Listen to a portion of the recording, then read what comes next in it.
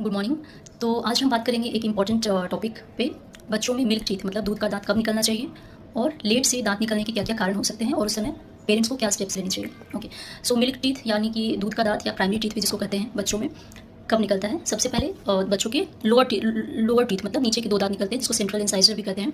ये लगभग 6 से 10 महीने में निकल जाना चाहिए। उसके बाद ऊपर की 4 दांतें निकलते हैं, वो लगभग 20 से 22 महीने के अंदर अंदर निकल जाना चाहिए। फिर नीचे जो आपका सेंट्रल इंसाइजर हो गया उसके बगल में कैनाइन टीथ निकलता है जो कि लगभग 2 साल तक हो जाने चाहिए। And by the age of 3 years मतलब 3 साल तक टोटल जो प्राइमरी टीथ होते हैं 20 नंबर होते हैं, 20 नंबर होते हैं, वो by the age of 3 years complete हो जाने चाहिए। मतलब कि 3 साल तक के बच्चों में लगभग टोटल 20 मतलब 20 दांत निकल जाते हैं और इसको कंप्लीट प्राइमरी टीथ कहते हैं।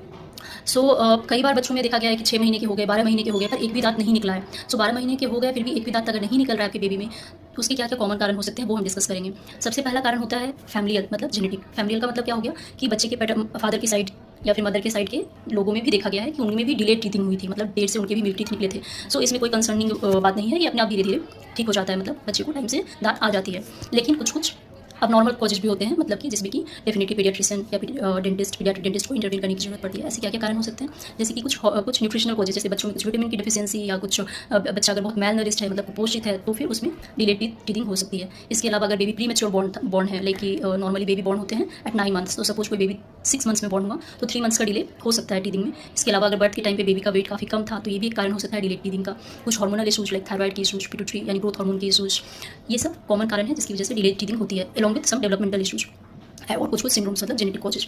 अगर 12 महीने तक भी आपके बेबी में टीथिंग नहीं हुई है तो आप पीडियाट्रिशियन से संपर्क करें। आपके बच्चे के डॉक्टर असेस करेंगे कि आपके बच्चे में कुछ डेवलपमेंट इशू, कुछ न्यूट्रिशनल कॉज या कुछ जेनेटिक कॉज है या नहीं। अगर है तो उसके अकॉर्डिंग वो आपको फर्दर बेबी को मेडिसिन प्रिस्क्राइब करेंगे। लेकिन अगर सब कुछ फिट एंड फाइन है, मतलब कोई डेवलपमेंटल प्रॉब्लम नहीं है, कोई न्यूट्रिशनल कॉज नहीं है, कोई जेनेटिक इशू नहीं है, इस केस में आप थोड़ा अस्योर रह सकते हैं, 18 महीने तक भी वेट कर सकते हैं, क्योंकि कुछ बच्चों में देखा गया है कि बिना कोई कॉज के भी 18 महीने मतलब 1.5 ईयर्स के बाद पहला टीथिंग होता है। लेकिन अगर 18 महीने तक भी बेबी में टीथिंग नहीं हो रही है, बच्चा फिट एंड फाइन है, तो आप पीडियाट्रिक डेंटिस्ट से संपर्क करें। वो फर्दर इवैल्यूएट करेंगे, ओरल चेकअप करेंगे, एक्सरे करेंगे एंड उसके अकॉर्डिंग फर्दर डिसीजन लेंगे। Thank you.